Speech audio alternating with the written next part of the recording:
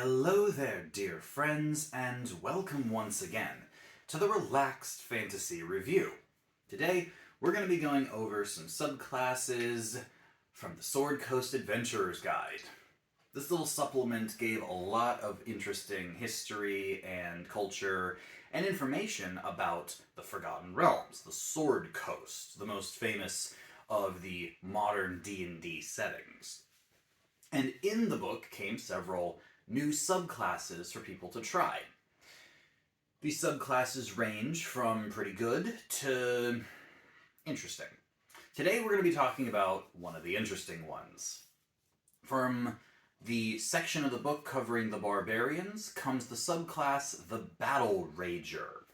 The Battlerager Barbarian, in the Sword Coast Adventurer's Guide, has a restriction placed on it that only dwarves can be Battleragers.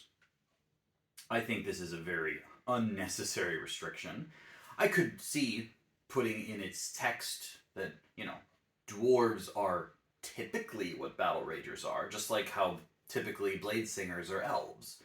But that doesn't mean they can't have other races. Anyway, the book says that this restriction can be lifted by the DM either in their own settings or in their version of the Forgotten Realms. So the people who wrote the book basically are just saying, we understand that this isn't a reasonable restriction. It's just how it works in our version of the world. You know what? Fine. I'm not going to talk about its ranking, whether it gets points or not points for being dwarf only, because as far as I'm concerned, it isn't.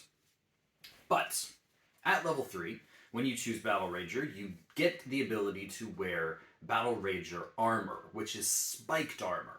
This is armor that is covered in the book, right there next to the subclass, and it's the equivalent to breastplate medium armor. The AC value is 14, plus your dex modifier to a maximum of 2. And it gives you disadvantage on stealth checks because of its weight.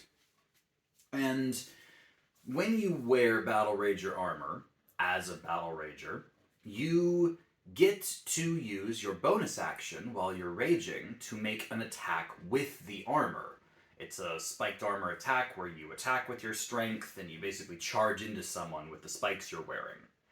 It does 1d4 plus your strength mod in damage. This is incredibly similar to the Polearm Master feat, where if you're using specific weapons, you can whack someone with the butt of the weapon as a bonus action attack. So it frees up the need to take that feat. And it also allows you, when you successfully grapple someone, to deal an automatic 3 points of damage to them when you grapple them. So, yeah. I think the most valuable thing here really is that bonus action attack.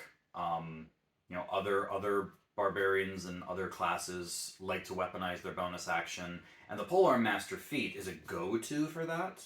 This frees up a feat for you if you didn't want to use a polearm anyway. The downside is that it really restricts your armor. You can't go unarmored defense if you do this. The maximum your AC can be with this armor is 16, 18 if you're wearing a shield. And that's fine. That's not terrible. Barbarians don't lean too much into their AC anyway, because they're reckless attacking and have rage going most of the time. I think it's just a shame that it pigeonholes you, but I guess that's kind of the point of the subclass, is to make sure you're wearing the spiked armor.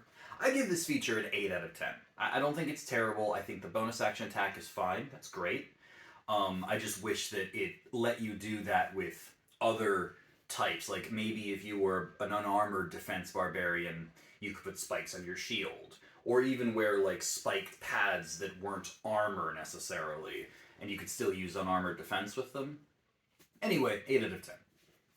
Then at level 6, you get the Reckless Abandon feature. This states that while you're raging, when you reckless attack, and let's be honest, barbarians are going to do this most of the time, you get temporary hit points equal to your Constitution modifier. Here at level 6, when you get this, that's probably a 3 or a 4. So, yeah, that basically means every turn you reckless attack, you get a couple extra temp hit points. Again, not terrible, because you're going to be reckless attacking a lot, and those temporary hit points are suspect to the resistance to damage that Rage gets, so that kind of doubles them up to 6 or 8. Maybe 10 temporary hit point, or the equivalent of 10 hit points with the 5 you get if your con modifier is maxed. As a class feature goes, it could be better, could be worse. I'm still going to give it an 8 out of 10, though, because Barbarians will make more use out of temporary hit points than most people. So, yeah, this is okay. Then, at level 10, you get the Battlerager Charge. This is a very simple feature. While raging, you can dash as a bonus action. Dashing's cool. It allows you to get into trouble faster, allows you to get out of trouble faster. It allows you to move from enemy to enemy. So there's certainly use cases for this. At level 10, though, rogues can do this at level 2 for free, just as their cunning action. And monks can do this with a key point while also, getting the Step of the Wind features at level 2. So at level 10, it's a little less impactful, but it's still dashing. You're still getting it with a bonus action. It means you can't attack with your bonus action now. I'd rank this higher if it was like, while raging, your speed is automatically doubled or something. Like, that would make more sense, because then you can attack with your bonus action while running faster. It's a 7 out of 10, this one. We're starting to trend away from the situationally useful to the I'm probably only going to do this on the first round of combat if needed. So, Finally, at level 14, you get Spiked Retribution.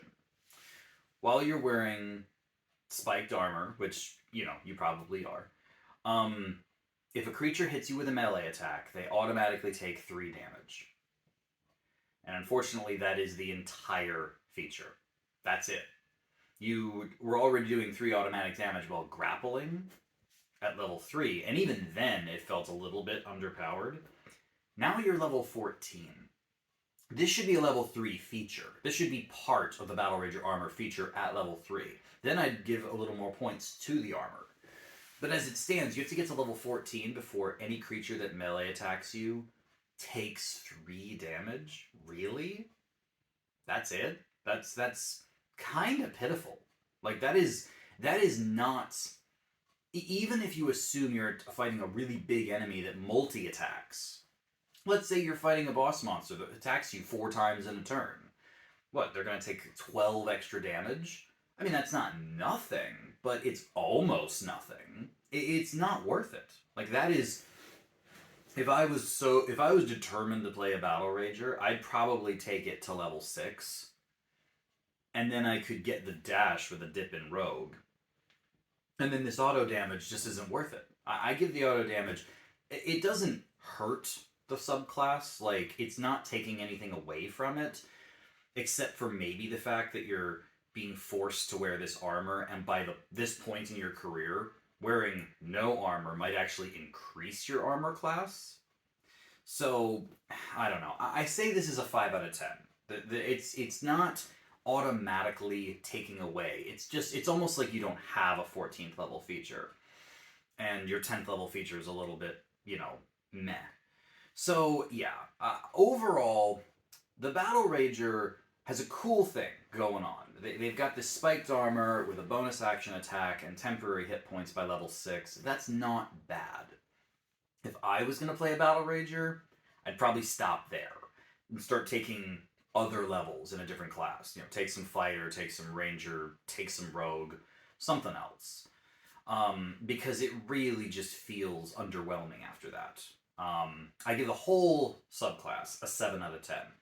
It's okay at the beginning, tails off pretty badly at the end, and overall is one of the lowest ranked Barbarian subclasses. It's, again, not bad if you're looking to weaponize your bonus action and be a little extra tankier with those temporary hit points. But other than that, there's a lot of better options out there. So Battlerager, unless you're really determined to wear spiked armor and slam yourself into people, I'd say give this one a miss.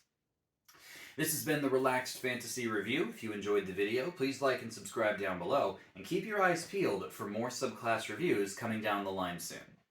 Have a good one, my friends.